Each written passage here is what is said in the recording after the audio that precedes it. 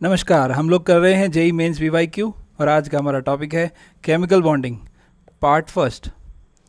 Start करते हैं। पहला क्वेश्चन क्या कहता है, in which of the following pair the molecule ion both the species not likely to exist नहीं करता।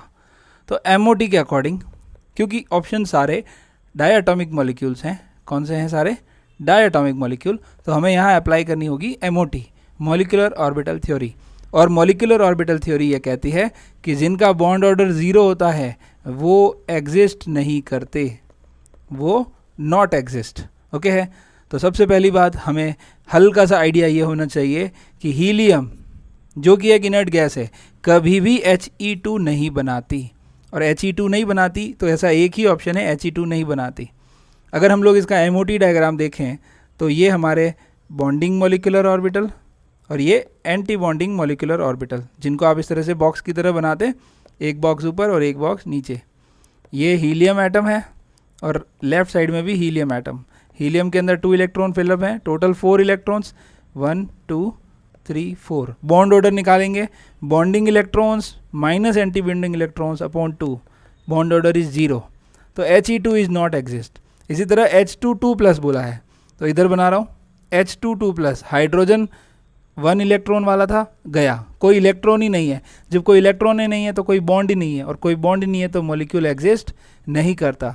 Your answer is third. अगला क्वेश्चन क्या कह रहा है, stability of the species Li2 minus Li2 increase in the order. तो यहाँ पे भी हम लोग एमओटी लगा रहे हैं। तो हम लोग सबसे पहले लिथियम न्यूट्रल वाला बना लेते हैं। तो लिथियम जो है उसका एटॉमिक नंबर होता है hydrogen helium lithium, atomic number 3। अगर हम लोग एमओ डायग्राम बनाएं तो वो इस तरीके से दिखेगा। ठीक है, पूरा कंप्लीट डायग्राम नहीं बनाकर मैं रफली ही बना रहा हूँ। रफली में भी पूरा बन ही गया वैसे तो, देखिए ऐसा बोल सकते हैं। तो ये है हमारा 1s, ये 2s, ये 1s, ये 2s। 1s में 2 इलेक्ट्रॉन्स, 2s में 1, 1s में 2 इलेक्ट्रॉन और 2s में 1। ये बॉन्डिंग, ये एंटी बॉन्डिंग, फिर 2 इलेक्ट्रॉन्स इधर भरेंगे और इधर 0। तो बॉन्ड ऑर्डर अगर आप निकालें तो बॉन्ड ऑर्डर क्या आएगा, इन भरे हुए को नहीं देखोगे तो भी चलेगा, आउटर वाले देख लो। बॉन्डिंग में 2 है, एंटी बॉन्डिंग में 0 है, अपॉन 2, बॉन्ड ऑर्डर 1। इसका मतलब लिथियम Li2 का बॉन्ड ऑर्डर है 1। अब अगर हम लोग एक इलेक्ट्रॉन ऐड करते हैं, क्योंकि नेगेटिव चार्ज दे रखा है, देखो नेगेटिव चार्ज दे रखा है, तो नेगेटिव चार्ज वाला एक इलेक्ट्रॉन जो जाएगा वो एंटी बॉन्डिंग में जाएगा, देखो यहाँ जाएगा, और एंटी बॉन्डिंग में जाएगा तो बॉन्ड ऑर्डर क्या होगा, 2 माइनस 1/2, दैट इज हाफ, मतलब 0.5। तो Li2 माइनस का बॉन्ड ऑर्डर क्या होगा, 0.5। तीसरा Li2+, अगर हम प्लस करते हैं तो इसको मैं फिर से हटा रहा हूँ, Li2+, ये Li2 का हो गया। अब प्लस करेंगे तो यहाँ से एक इलेक्ट्रॉन जाएगा तो एक ही इलेक्ट्रॉन बचेगा इसमें, तो बॉन्ड ऑर्डर क्या होगा, 2 नहीं, 1 minus 0/2, that is also half, 0.5।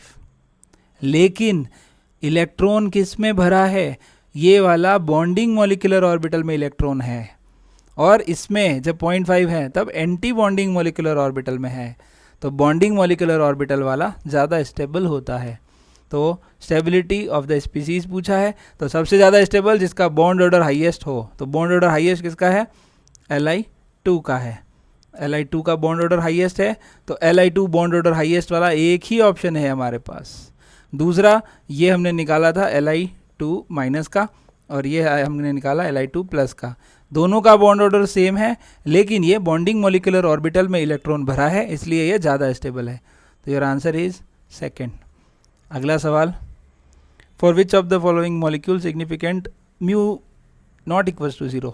Mu equals to 0 का मतलब होता है नॉन पोलर मॉलिक्यूल। कौन सा मॉलिक्यूल, नॉन पोलर मॉलिक्यूल। और mu equals to non zero मतलब मॉलिक्यूल क्या है, पोलर है, पोल्स बने हुए हैं। तो देखेंगे क्लोरीन की वजह से इधर एक पोल बना हुआ है, लेकिन इधर भी एक पोल बना हुआ है, तो ओवरऑल रिजल्टेंट म्यू क्या आएगा, 0। साइनाइड में क्या होता है, जो साइनाइड है वो CN ट्रिपल बॉन्डेड है, नाइट्रोजन के साथ, कार्बन और नाइट्रोजन के बीच में ट्रिपल बॉन्ड है, तो बिल्कुल लीनियर स्ट्रक्चर होगा। तो यहाँ भी जो डाइपोल मोमेंट जनरेट होगा ना, तो डाइपोल मोमेंट ओवरऑल जीरो हो जाता है, दोनों की अपोजिट और डायरेक्शन बिल्कुल अपोजिट और सेम वैल्यू, इसलिए जीरो। लेकिन इन दोनों केस में, OH वाले और सल्फर वाले केस में, क्योंकि OH और S के पास लोन पेयर्स हैं तो ये ऐसे दिखेंगे, OH इसके पास लोन पेयर्स हैं, तो कभी भी, ये मिक्की माउस बना रहा हूँ मैं, हाँ बिल्कुल ये मिक्की माउस है। इसी तरह सल्फर में भी, सल्फर के पास भी लोन पेयर्स हैं, ये लोन पेयर्स, ओके, इधर भी। तो अब इनकी डायरेक्शन, इनका ओरिएंटेशन कुछ भी हो सकता है, तो ओवरऑल जो रिजल्टेंट है वो जीरो नहीं आएगा, क्योंकि ये अपोजिट नहीं होता। तो इन दोनों का जीरो नहीं है, सी और डी। तो कौन सा ऑप्शन हो गया, सी और D, fourth option. Your correct answer is fourth. ये क्वेश्चन आया था 2014 जेई मेंस के अंदर। आगे बढ़ रहे हैं। The species in which the nitrogen atom is in a state of sp hybridisation. तो सबका निकालेंगे, NO2 minus, NO3 minus, NO2 और NO2 प्लस। डायरेक्ट फॉर्मूला से भी निकाल सकते हो, स्ट्रक्चर बना के भी निकाल सकते हो। डायरेक्ट निकाल रहा हूँ मैं। Valence electron 5, univalent atom. Univalent atom कौन कौन होते हैं, FCl, Br, I और H। इनमें से कोई नहीं है तो बाकी को टेंशन लेने की जरूरत नहीं है। ऑक्सीजन एक यूनिवैलेंट एटम नहीं है, यूनिवैलेंट नहीं है, वो बाईवैलेंट है। तो नाइट्रोजन के आउटर मोस्ट में 5 इलेक्ट्रॉन है, नेगेटिव चार्ज है तो एक इलेक्ट्रॉन और आ गया है, टोटल 6/2। हम लोग क्या कहेंगे, 6/2 है, इसका मतलब क्या, 3, और 3 है इसका मतलब sp2 हाइब्रिडाइजेशन है। पूछा कौन सा है, sp पूछा है। NO3 माइनस, NO3 माइनस में 5 इलेक्ट्रॉन है, फिर से 1 प्लस कर रहा हूँ नेगेटिव चार्ज का, ये भी 6/2, ये भी 3, ये भी sp2 है। ठीक है, आगे बढ़े। अगला क्या कह रहा है, NO2, ओनली NO2। अब NO2 और NO2 प्लस को दोनों को स्ट्रक्चर से समझा देता हूँ। ये फॉर्मूला लगाएंगे तो यहाँ पे 2.5 वैल्यू आएगी, है ना, NO2 के लिए, क्योंकि NO2 में 5 इलेक्ट्रॉन्स हैं, 5/2, 2.5, और इसको हम लोग होल नंबर करके sp2 बोलेंगे। स्ट्रक्चर से समझेंगे ज़्यादा अच्छा लगेगा। अगला भी देख लो एक बार। नाइट्रोजन का 5 है, प्लस चार्ज है, मतलब एक इलेक्ट्रॉन कम कर दिया हमने, और कम कर दिया तो ये आएगा 2 आ रहा है, मतलब क्या बोलेंगे, sp हाइब्रिडाइजेशन। तो आंसर तो है आपका NO2 प्लस। स्ट्रक्चर देख लेते हैं NO2 और NO2 प्लस का। NO2 के अंदर sp2 क्यों है, क्योंकि नाइट्रोजन के पास इस तरह का हम लोग स्ट्रक्चर बनाते हैं। नाइट्रोजन के पास आउटर मोस्ट में 5 इलेक्ट्रॉन्स होते हैं, तो 5 में से काउंट करना 1 2 3 4 और ये 5, तो ये जो 5th इलेक्ट्रॉन है ये दोनों ऑक्सीजन के साथ इस तरह से बॉन्ड करते हैं। तो इस वाले सिंगल इलेक्ट्रॉन की वजह से, रिपल्शन की वजह से ये लीनियर नहीं रह सकता, लीनियर नहीं रह सकता, और लीनियर नहीं रहता तो ये कैसा शेप रहेगा, बैंड शेप रहेगा, और ये sp2 हाइब्रिडाइज्ड फॉर्म में रहेगा।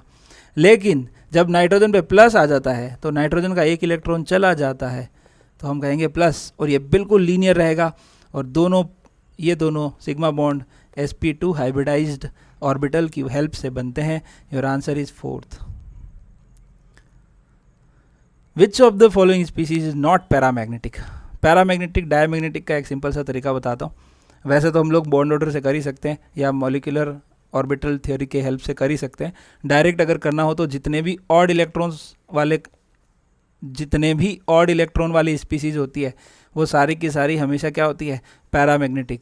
और इवन वाली में सिर्फ 10 इलेक्ट्रॉन और 16 इलेक्ट्रॉन को छोड़कर बाकी सब क्या होती है, डायमैग्नेटिक। क्योंकि इवन है ना, दो इलेक्ट्रॉन है तो एक दूसरा पेयर बन जाएगा, जोड़ा बन जाएगा, तो कभी भी पैरामैग्नेटिक नहीं हो सकता। ये हमेशा क्या होंगे, डायमैग्नेटिक, अगर इवन नंबर के इलेक्ट्रॉन्स है तो। ऑड तो ऑलवेज है, इवन में इन दोनों को छोड़ के बाकी सारे डायमैग्नेटिक है। तो ऑक्सीजन के अंदर 16 इलेक्ट्रॉन्स होते हैं, 8 + 8 16, तो ये क्या है, पैरामैग्नेटिक। क्वेश्चन में पूछा है नॉट पैरा, ठीक है, तो ये तो पैरामैग्नेटिक है। B2 मतलब 5 + 5 टोटल 10 इलेक्ट्रॉन्स। बोरोन का एटॉमिक नंबर 5, 10 इलेक्ट्रॉन्स होंगे, तो 10 और 16 वाले हमेशा क्या होते हैं, पैरा।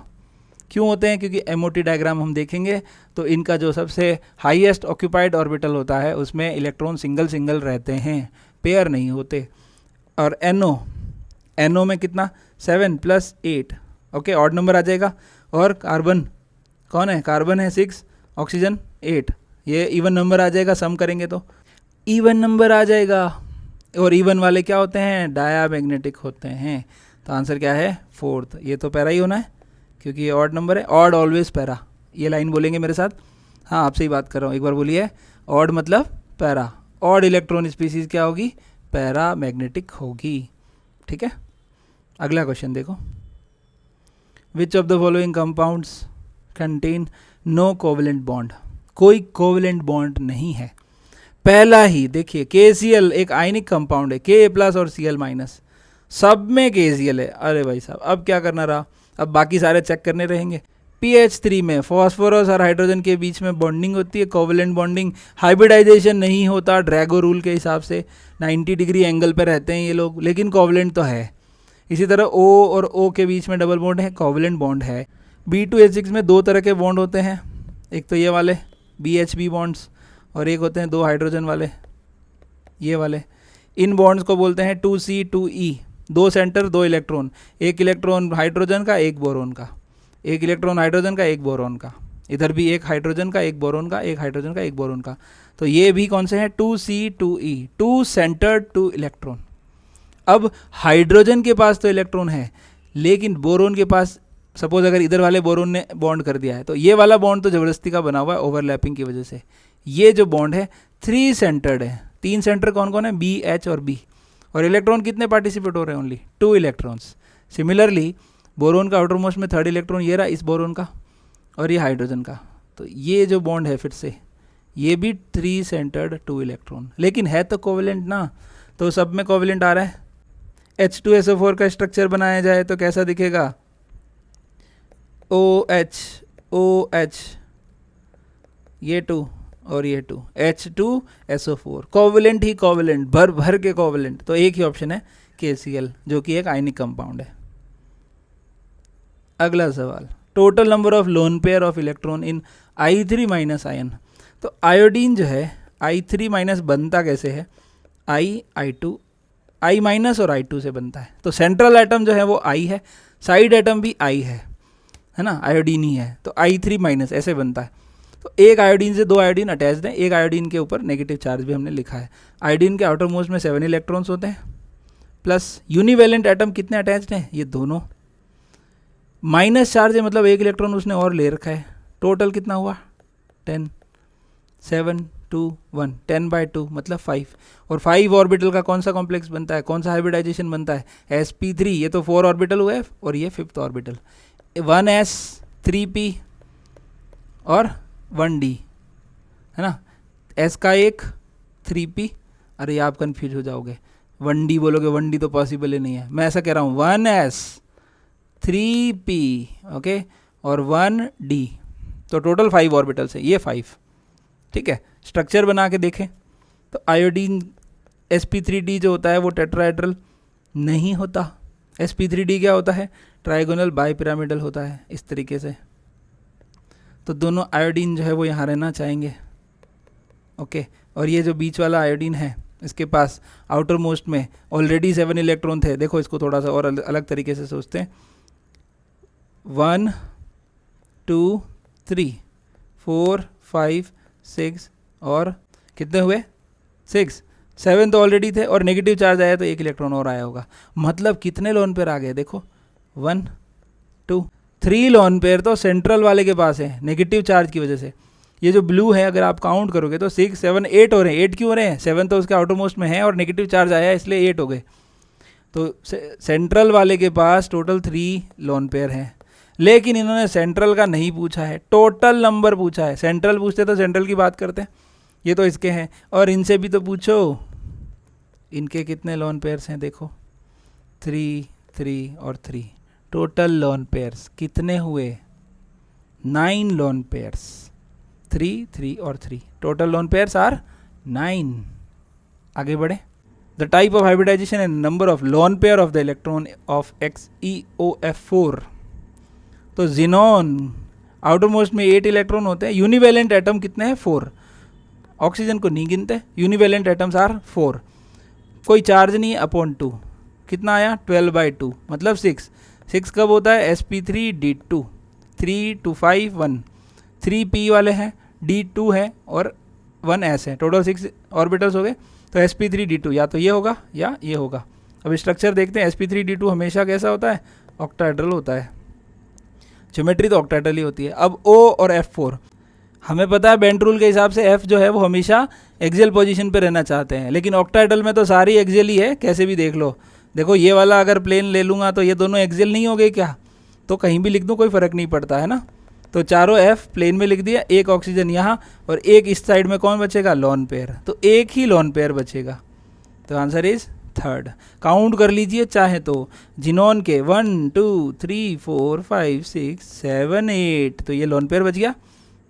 थोड़ा डरावना सा बन गया ये तो। Answer is third. अगला देखिए, the correct statement about ICl5 and ICl4 minus is, तो आयोडीन 7 इलेक्ट्रॉन, क्लोरीन यूनिवेलेंट है, चार्ज कुछ है नहीं, अपॉन 2, 7 + 5 12/2 दैट इज 6, बोले तो sp3d2। और sp3d2 कैसा होता है, ऑक्टाहेड्रल ज्योमेट्री वाला होता है। कैसा होता है, ऑक्टाहेड्रल ज्योमेट्री बना के देख रहा हूँ। आयोडीन कितने Cl है, 5 Cl है, तो 1 2 3 4 Cl Cl Cl Cl 4, और फिफ्थ Cl कहाँ आएगा, फिफ्थ Cl कहाँ आएगा, टॉप पे लगा दूँ, नीचे की तरफ में क्या बचेगा, 1 2 3 4 5 6 और 7, एक लोन पेयर बच जाएगा। तो एक तो बना है स्क्वायर, क्या बना है, स्क्वायर, और एक ऊपर की तरफ है तो पिरामिडल, स्क्वायर पिरामिडल बोलेंगे। तो ऐसे दो ऑप्शन है, स्क्वायर पिरामिडल और स्क्वायर पिरामिडल। ठीक है, आगे बढ़ रहे हैं। ICl4 माइनस क्या कहता है, ICl4 माइनस मतलब 7 + 4 और माइनस चार्ज है, माइनस का चार्ज का मतलब एक और इलेक्ट्रॉन ऐड कर दिया तो भी 5 है, /2 क्या करेंगे, 12/2 मतलब 6 है, sp3d2 है, और sp3d2 है तो इसका स्ट्रक्चर कैसे दिखेगा, ज्योमेट्री जो है वो तो ऑक्टाहेड्रल ही होगी, लेकिन ध्यान से देखो 4 क्लोरीन ही है, तो आयोडीन के बेस में 4 क्लोरीन तो दिखेंगे ही दिखेंगे, एक नेगेटिव की वजह से एक्स्ट्रा इलेक्ट्रॉन दिखेंगे और एक्स्ट्रा लोन पेयर्स दिखेंगे, तो 1 2 3 4 5 6 7, ओके, तो एक इलेक्ट्रॉन और आ जाएगा क्योंकि नेगेटिव चार्ज है, तो 2 2 लोन पेयर्स है, तो ये स्क्वायर प्लेनर हो गया एक तरह से। तो ये आंसर है आपका, square planar. In which of the following process the bond order increased and paramagnetic character change to diamagnetic. तो एक इसके लिए एक सिंपल सा तरीका आप ध्यान रखें, एक ट्रिक लिख देता हूँ यहाँ पे मैं। अगर 14 इलेक्ट्रॉन होंगे टोटल तो बॉन्ड ऑर्डर होगा 3। अब इसमें से 0.5 कम करते जाइए, जब जब इलेक्ट्रॉन बढ़ेंगे या कम होंगे तो बॉन्ड ऑर्डर भी इस तरीके से चेंज हो जाएगा। 14 15 16 17 18 2 3 2.5 2 1.5 और 1.0, इस तरीके से 19 करोगे तो 0.5 हो जाएगा। इसी तरह अगर लेफ्ट साइड में चल रहे हैं तो 13 करोगे या 12 करोगे या 11 या फिर 10, तो क्या होगा, 2.5 2 1.5 1 और 9 करोगे तो 0.5, इस तरीके से चेंज होता रहता है। अब N2 से N2+ गए तो N2 और N2+ दोनों लिख देता हूँ मैं। N2 में इलेक्ट्रॉन है 14, N2+ में एक कम हो गया 13, तो बॉन्ड ऑर्डर 14 का कितना है 3 और N2+ का कितना है 13 है, एक इलेक्ट्रॉन कम हो गया 2.5, तो इंक्रीज़ नहीं हुआ, ये तो डिक्रीज़ हो गया, तो ये तो है ही नहीं, पैरा डाया चेक करने की ज़रूरत नहीं है, कर भी सकते हो चाहो तो। इवन है तो ये डाया मैग्नेटिक है और ये ऑड है तो ये पैरा मैग्नेटिक है, लेकिन इन्होंने तो क्या बोला है, पैरा से डाया होना चाहिए, तो ये तो हो नहीं सकता। दूसरा देखिए O2 और O2+, O2 और O2+ को अगर ध्यान से देखें तो यहाँ 16 है, एक इलेक्ट्रॉन कम हुआ है 15, अगर 16 है तो बॉन्ड ऑर्डर 2 है, देखो इधर देखो बेटा, ये रहा 16 2, और O2+ क्योंकि 15 हो गया है तो 2.5, बॉन्ड ऑर्डर बढ़ गया है, लेकिन 16 वाला तो पैरा होता है। ध्यान रहे सारे के सारे ऑड इलेक्ट्रॉन वाले पैरामैग्नेटिक होते हैं और इवन इलेक्ट्रॉन वाले सारे डायमैग्नेटिक होते हैं, दो को छोड़ के। दो कौन कौन से, 10 और 16, ये दोनों क्या होते हैं, पैरामैग्नेटिक होते हैं। तो पैरामैग्नेटिक है ये, 15 है तो ये भी पैरामैग्नेटिक है, तो यहाँ पे भी चेंज नहीं हुआ, पैरा से डाया नहीं हुआ है। बॉन्ड ऑर्डर तो बड़ा है लेकिन पैरा से डाया नहीं हुआ है। O2 से O2 -, देखिए ज़रा 16 से 18 हो गया है, तो ये तो बॉन्ड ऑर्डर 1 हो गया, यहाँ पे बॉन्ड ऑर्डर 2 था, बॉन्ड ऑर्डर कम हो गया, ये पैरा है और ये इवन नंबर है तो डाया है। अगला देखिए NO और NO+, ध्यान से देखिए 7 + 8, ये तो 15 इलेक्ट्रॉन्स है, 15 इलेक्ट्रॉन है तो बॉन्ड ऑर्डर 2.5 है, प्लस किया तो 14 हो गया, बॉन्ड ऑर्डर बढ़ गया, इंक्रीज्ड, और पैरा 15 है ना, ऑड नंबर पैरा 14 है तो डायामैग्नेटिक हो गया है। तो ये आंसर है आपका, बॉन्ड ऑर्डर इंक्रीज, पैरामैग्नेटिक से डायामैग्नेटिक कन्वर्ट। Fourth answer. इसी तरह का एक क्वेश्चन और डिस्कस कर लेते हैं। इस क्वेश्चन में क्या कह रहा है, among the following the molecule expected to be stabilise by anion formation. वही तरीका, वही 14 का 3, 15, 16, 17, 18 और 19। 3, 2.5, 2.0, 1.5, 1.0, 0.5, ये 1.0 है ना। इधर जाएंगे तो 13, 12, 11, 10 और 9। 3 का 2.5, 2, 1.5, 1.5, ऐसा कर सकते हो। अब आपको क्या करना है, C2, O2 एंड NO और F2, इन सब का बॉन्ड ऑर्डर लिख देते हैं, फिर इनके एनायन का भी लिख देते हैं। एग्जाम में थोड़ी ना हम लोग एक एक वो डायग्राम बना के करेंगे, ऐसे कर सकते हैं ना, क्योंकि एनायन फॉर्म करना है सबको। तो स्टेबलाइज कौन होगा, जिसका बॉन्ड ऑर्डर बढ़ जाएगा वो स्टेबलाइज हो जाएगा। C2 बोले तो 12 इलेक्ट्रॉन्स, 12 इलेक्ट्रॉन है मतलब बॉन्ड ऑर्डर 2, माइनस लगाया 13, बॉन्ड ऑर्डर 2.5। अरे वाह, ये तो बढ़ गया, बॉन्ड ऑर्डर बढ़ गया, आंसर तो यही है C2। फिर O2 चेक कर लो, O2 में 16 है, 17 हो गया। 16 था तो बॉन्ड ऑर्डर 2, 17 था तो बॉन्ड ऑर्डर 1.5। ये है 15 और ये है 16। 16 का बॉन्ड ऑर्डर 2.0, 15 का बॉन्ड ऑर्डर 2.5, ये भी कम हो रहा है। F2 18 है, 18 का बॉन्ड ऑर्डर 1.0, 19 बॉन्ड ऑर्डर 0.5। इन सब में तो बॉन्ड ऑर्डर डिक्रीज हुआ है।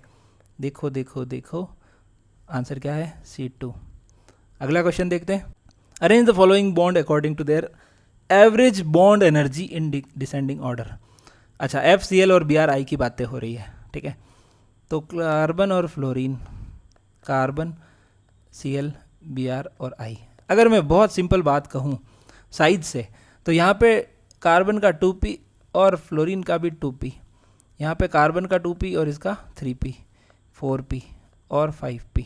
कार्बन के तो 2p ऑर्बिटल हाइब्रिडाइज होके बॉन्ड बना रहे होंगे, लेकिन फ्लोरीन, क्लोरीन, ब्रोमीन, आयोडीन के 2p, 3p, 4p, 5p बना रहे हैं। साइज बढ़ता जा रहा है, p ऑर्बिटल का साइज बढ़ेगा, साइज बढ़ेगी तो ओवरलैपिंग, ऑर्बिटल की साइज अगर बढ़ेगी तो ओवरलैपिंग कम हो जाएगी, तो बॉन्ड वीक हो जाएगा, बॉन्ड कमज़ोर हो जाएगा, तो बॉन्ड एनर्जीज भी कम हो जाएगी। तो हाईएस्ट बॉन्ड एनर्जी इन दोनों की होगी, क्योंकि ये दोनों सेम साइज़ के हैं, सेम साइज़ के ऑर्बिटल अच्छे से ओवरलैप करते हैं, स्ट्रॉन्ग बॉन्ड बनाते हैं। तो FCl, Br और I, this is the answer.